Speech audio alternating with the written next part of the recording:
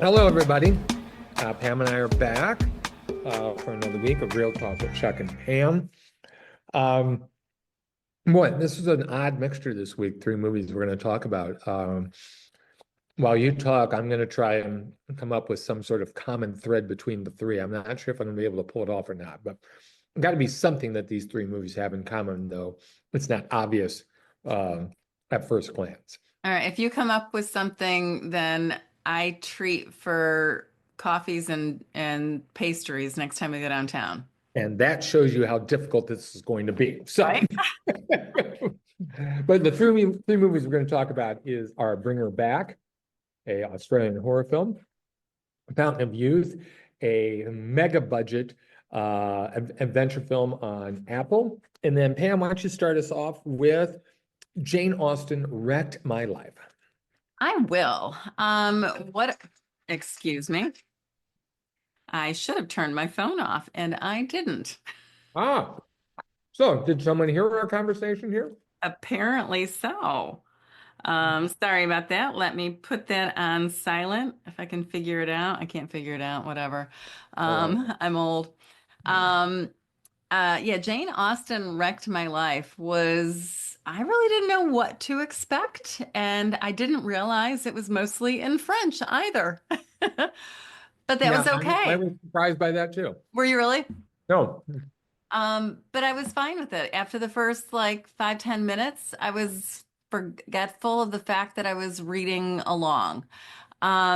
That shows me that's a good movie if I can forget that I'm doing a little work on this. And there's also something to be said for I have subtitles on for most of the shows that I watch anyway. It's just something that I have programmed on my TV, and I did it probably for some, I don't know, a British show that even though they're speaking English, I couldn't understand a word they're saying.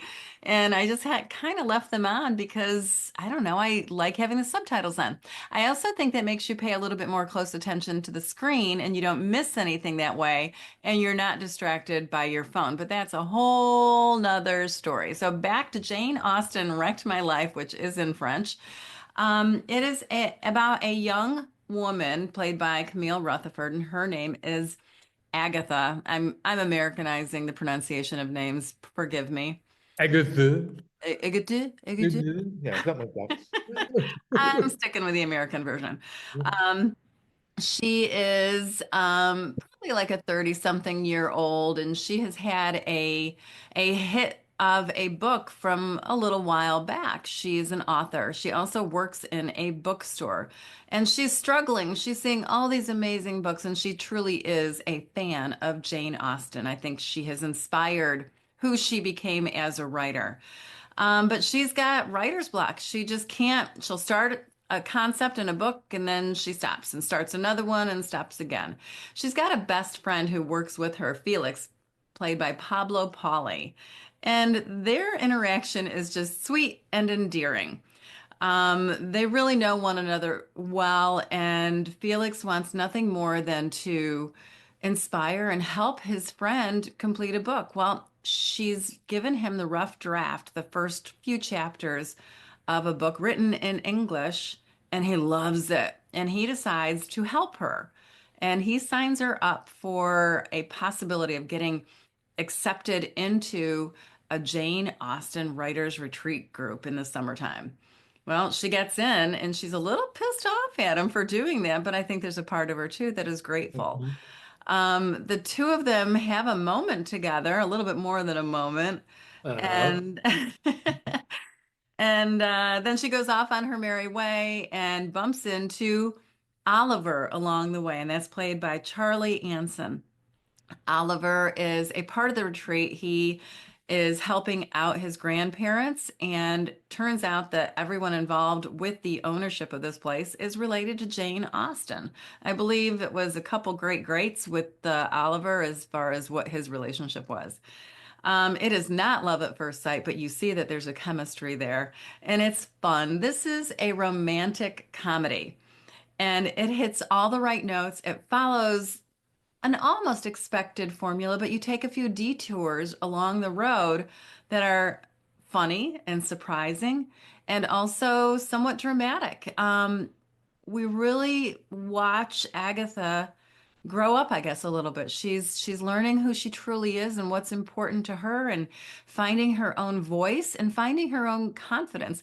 I loved one of the scenes where all the writers were together and they were talking about it seemed very, very elitist, the Uh-huh. meaning of writing and why we write. And she said something pretty plebeian, pretty down to earth and relatable. And, this other woman questioned her authenticity and whether or not she isn't a real writer. And I thought, you know what, we all go through these points in our lives where, we choose to do something and we have that imposter syndrome. And I think that's what she struggled with as well. She had one hit book, but was that a fluke? Can she repeat it? Who is she? So I really enjoyed watching her grow. Well, of course, there's also this other love story that starts out a little antagonistic between her and Oliver.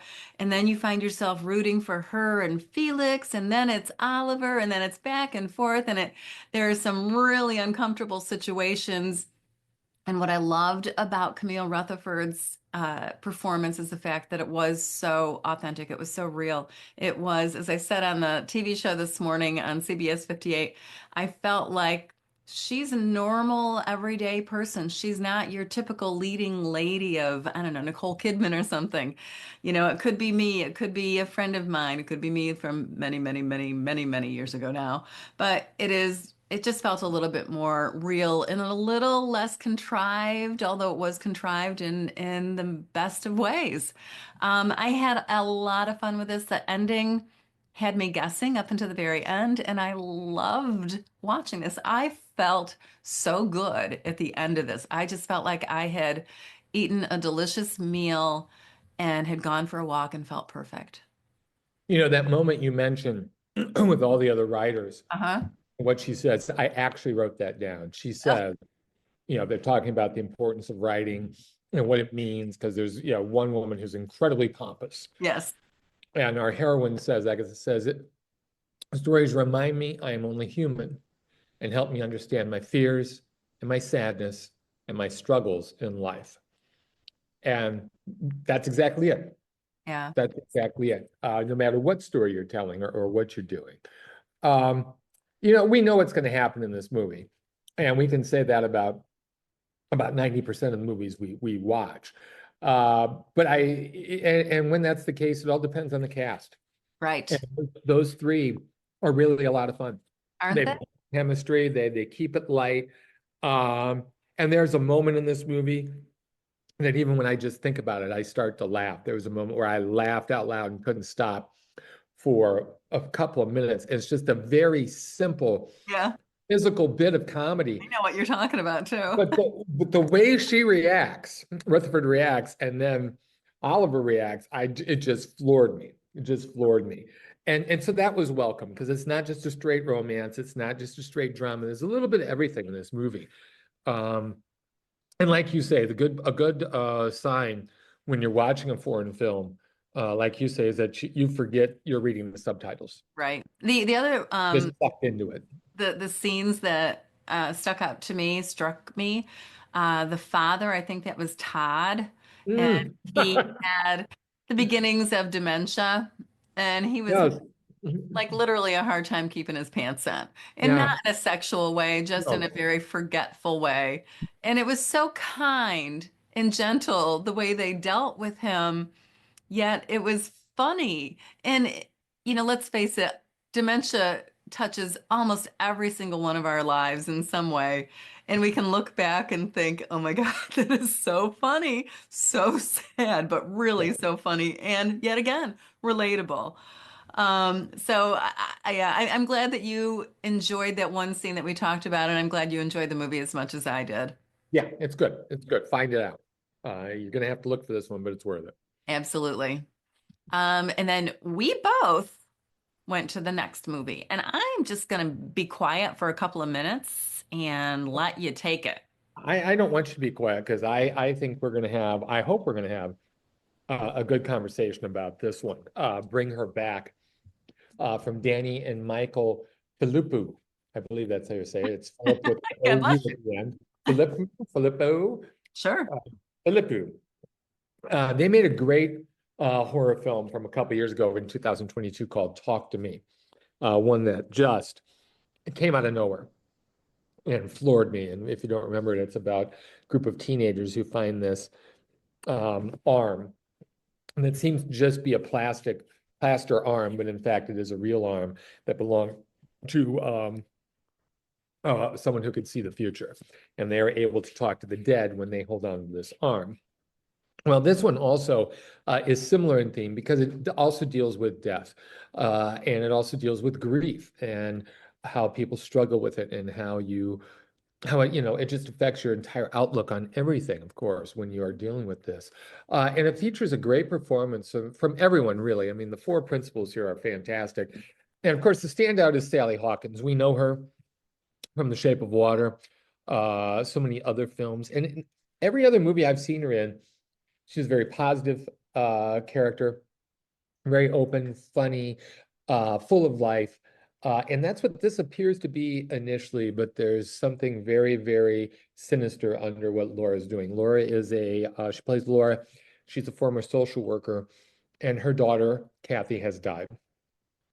She takes in two children, Andy and Piper, played by Bill Barrett and Sora Wong. Their father has died, they're step siblings, but their father has died. And that's another graphic image that we see. Father has slipped and fallen in the shower, and we see him bleeding in the shower and dying. And that, of course, affects these two children immensely. Laura takes them in. Andy wants to eventually get custody of Piper, but he's about a year and a half away from doing that. So they're just going to hang out until he can take over. But Laura has other problems or other issues. And she also has another child that stays with her named Oliver, played by a young actor, Jonah Wren Phillips. And if you want to be unnerved by a kid, watch this kid.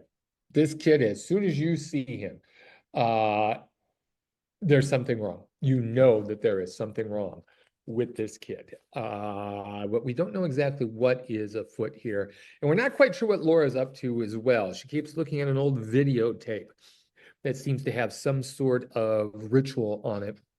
And she's also paying much more attention to Piper than she is Andy, and in fact sets Andy up to look as though he is irresponsible in an attempt to scuttle any attempt he might have of getting custody of Piper. What ends up developing is, if you've read The Monkey's Paw or seen Pet Cemetery or read King's novel, you pretty much figure out what's happening. She is attempting to bring back her daughter from the dead, but the cost of that is going to be grave for all concerned. This is a rough movie.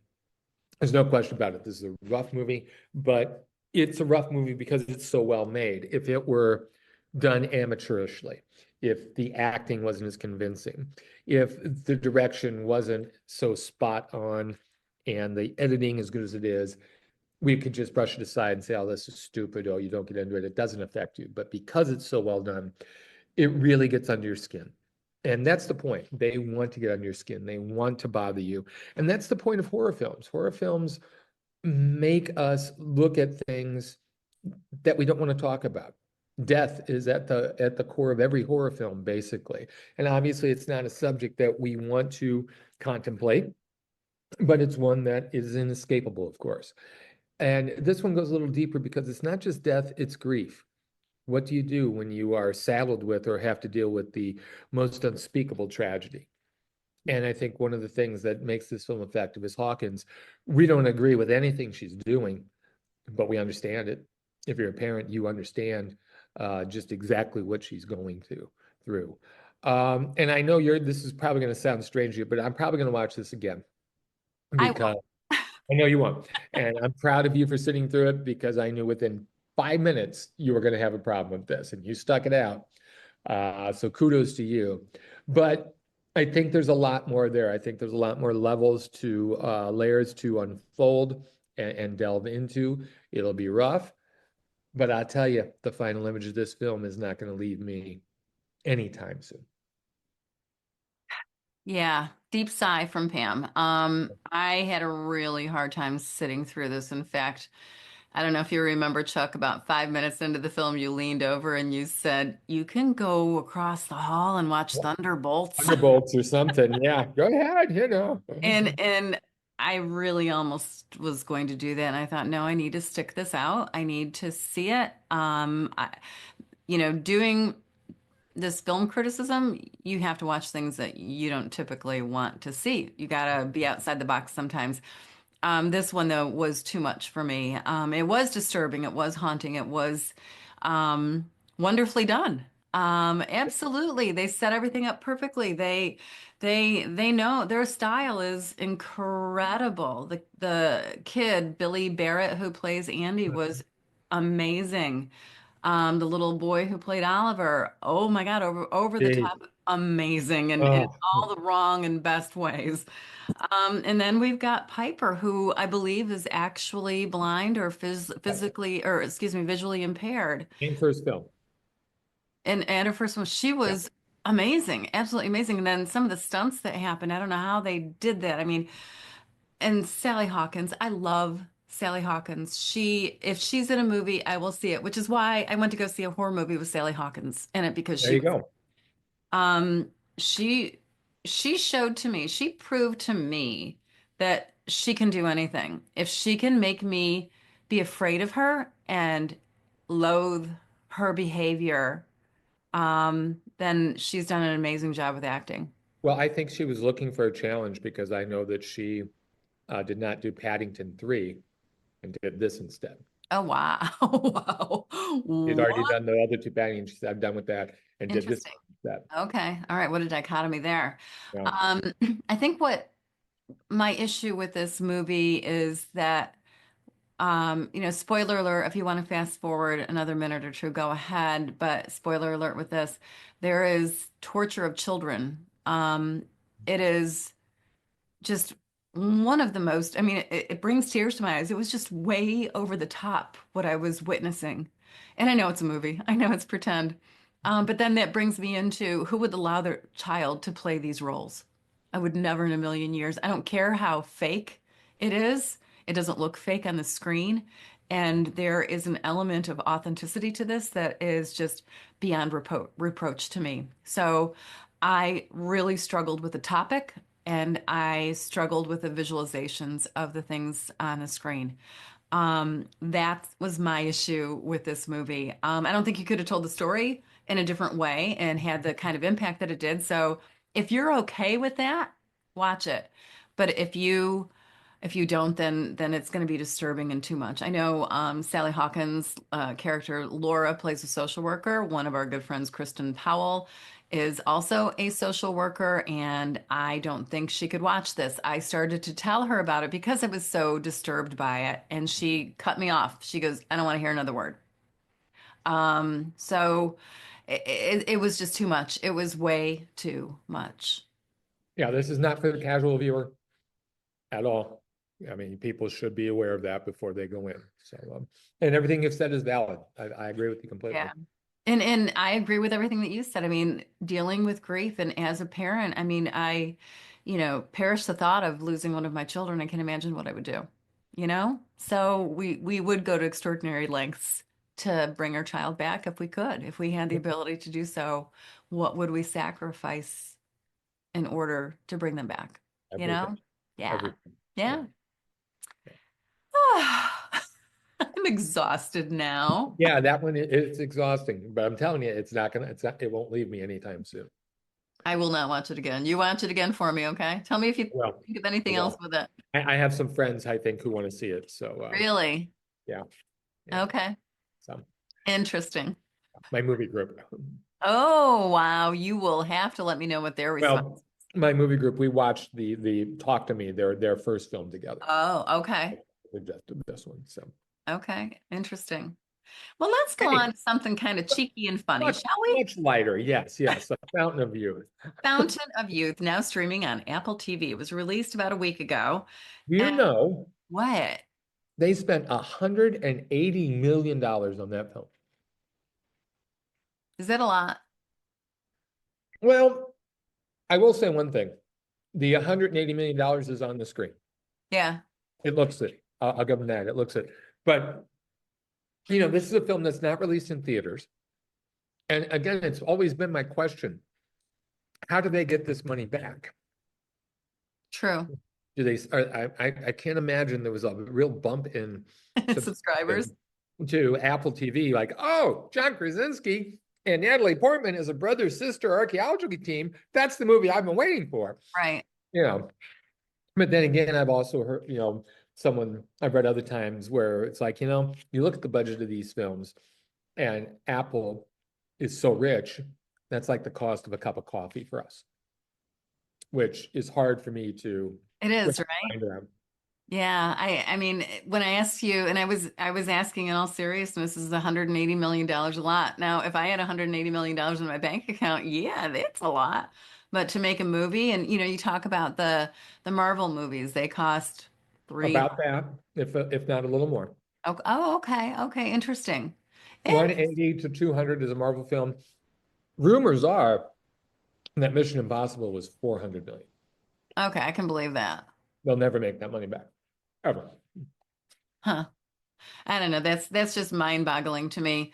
As you indicated, this is a brother-sister team that are archaeologists, and they are estranged from one another in the very beginning.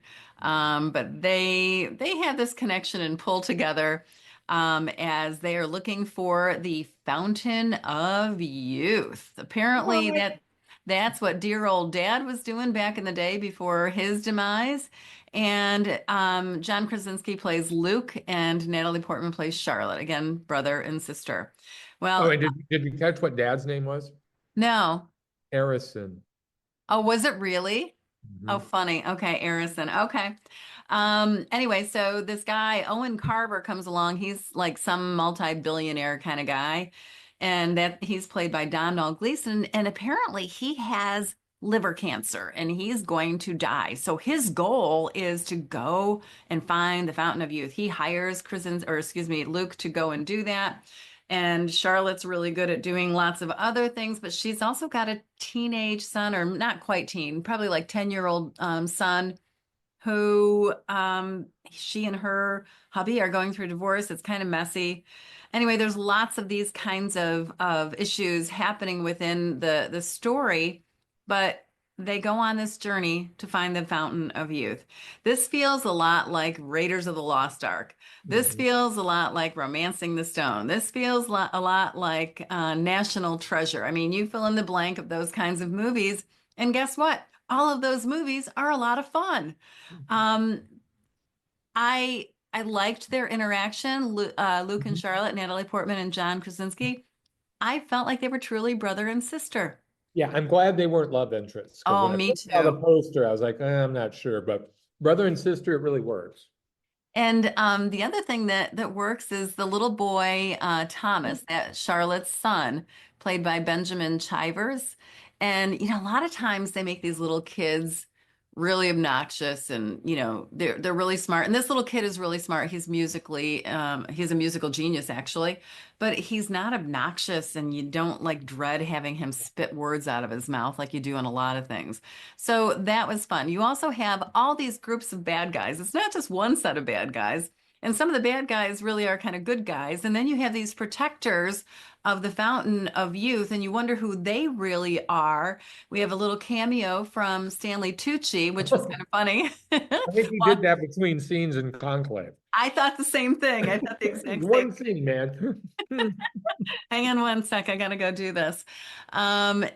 And so it was there were fight scenes that were, and I'm gonna mention the fact that Guy Ritchie directed this, and he does put his signature style into it, but it's not overkill with that No, style. You no. see bits and pieces during the fight scenes, and the fight scenes don't go on too terribly long, and they're actually interesting, and you figure out who's gonna die. And it is violent, but it's not bloody, gory violent. It's just like, oh, bad guy got shot, another bad guy got shot. Wait, who's the bad guy? I guess they're the bad guy. It wasn't disturbing at all. It was actually a lot of fun to watch. I actually ended up watching that one twice. I watched it Ah, with my friend Kristen, and then watched it again before we reviewed it, before I reviewed it on Racine and Me last week. So I had fun with this. I was surprised, and even though it was extremely predictable, I still had fun because it was funny and charming, and they set it up for a sequel. And this is one I would have wanted to see in a movie theater. It's Right. kind of a big film. Yeah. It's funny you mentioned Guy Ritchie. I'm glad you did. He's become a pro at this. And you're exactly right. His car chases are a bit more imaginative. His fight scenes are a bit more imaginative. They don't wear out their welcome. I wasn't exhausted at the end of this movie. Right. Like some modern action films are. I just feel as though I've been put through the ringer. I just had an old-fashioned feel to it. It did, didn't it? They Yeah, told a and good I story well. Yeah, and you're right. It's completely predictable. I know what's going to happen. Although I did like when they finally find the Fountain of Youth and all the consequences of that. But yeah, it's predictable, but I had a good time with it. And if you're looking for a family movie, it's kind of fun. You could do far worse than this. Right, right. 10 PG-13, years so old keep enough, that in maybe. mind. What? PG-13, so keep that in mind. Right, right. But as you say, nothing bloody, no bloody violence or anything like that. So that's a big help. But yeah, it was fun. You know, talking about seeing it on the big screen, it really would have been fun to see it on the big screen. I mean, I saw it on a larger screen than probably a lot of people have in their home theaters, but it still would have been cool to go to Egypt Uh, and go to the Vatican and go down the streets of a foreign, I don't know, they were like in Italy, I guess. So that would have been fun to be immersed in it a little bit more, and theatrically you would be able to do that. And that's what that $180 million budget shows. I Yeah. mean, they're in those places. They're all over the place. And Right? Yeah. yeah, it helps. So check that one out. It's streaming now on Apple TV. You don't want to miss that one. No. What else? We've got something. What do we have coming up next week? Next week, we've got Ballerina Oh, is John Wick. well, not John Wick. It's from the world Okay. of John Wick. From the Uh, world of John Wick. What is the difference between the world of John Wick and John Wick? because Ballerina, played by Ana de Armas, she's another assassin Oh, Jesus. within the group that John belongs to. And John's going to, I'm sure, pop up as a cameo, because this takes place before John Wick 4. So Before I'll get John that. Wick 4. What? Before John Wick 4 and after John Wick 3? I think it's in between 3 and 4, I think. I'll get the timeline straight Would you?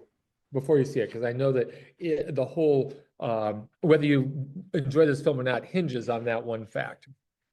Okay. Yeah. So Ballerina next week, which I'm obviously looking forward to more than Pamster.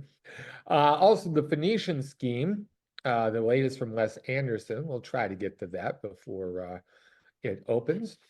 And I don't know if you got this screener, but there's a exorcism movie called The Ritual with Al Pacino.